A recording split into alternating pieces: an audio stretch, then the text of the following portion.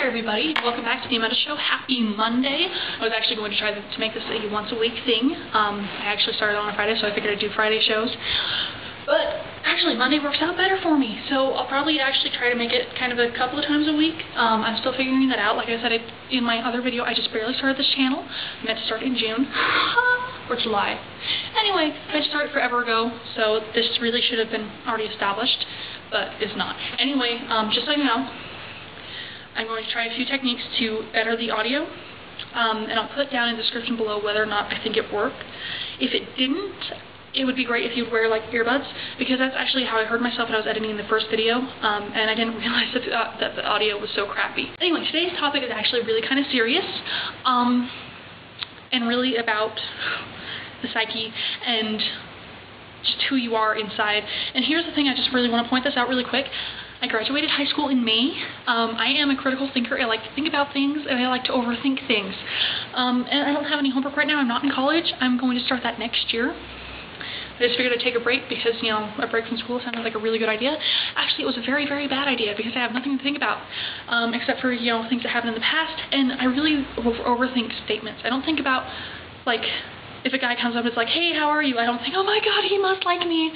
I don't overthink in that way. But I overthink like I said, I'm a critical thinker, and a lot of times, until I can really, really refine my ideas, it's really hard to publicize them and have them make sense. But I'm going to try really hard to make this make sense to you guys today, because I wanted to make this video as soon as possible so that I can express this idea before I forget about it. You know, I would hate to forget about it because it's actually a really awesome idea. But I actually started with a Facebook post.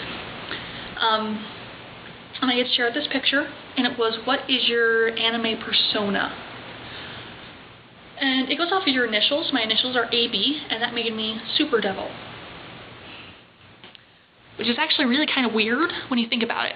Because, and here's the thing, devil is assumed as evil, right? You know, Satan is evil, you know, the demons are evil, they're all devils, evil. And super is assumed as good. So you have Superman, good. Superheroes, good. Super rollbacks, good. Kind of. So when you think about it, good and evil interact and cancel each other out, which makes me, in all reality, nothing. I don't exist. But then, my sister commented. Her initials are MB. So having the same last name as me, she also was a devil. Except instead of being Super Devil, she was the Masked Devil. And she's all like, oh, you're trying to save the world from me, yay! And then I overthought it. And I came up with this entire concept of the role of the Super Devil and the Masked Devil. Because inside of each person is a devil, is a demon, is an evil, whether you want to call it a demon, devil. You know, you either fight your inner demons or you cuddle up with them. Which, you know, is either way. And your inner demon or inner devil or inner evil can really be anything. If you can take, for example, the 7 deadly sins, your inner evil can be greed. You can be totally greedy and not want to share anything anytime. Or it can be sloth.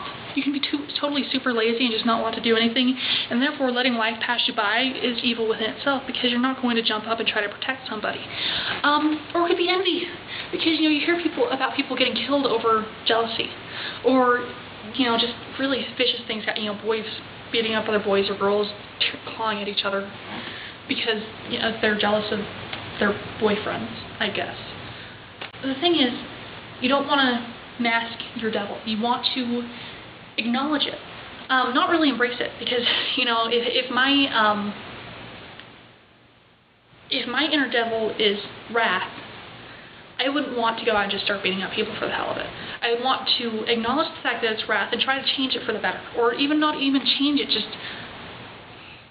basically, you know, give my devil a treat and make it go away.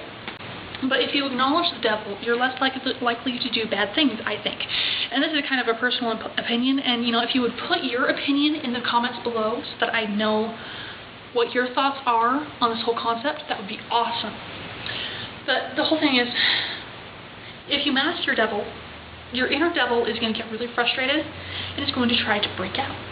And so it's more likely that you would do something really, really, really bad.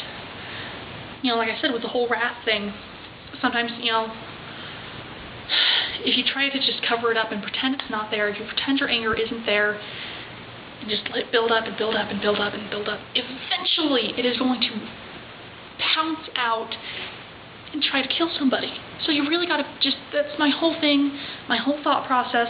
And really honestly, my first thought was like, hey, I should like write a book and have a literal super devil.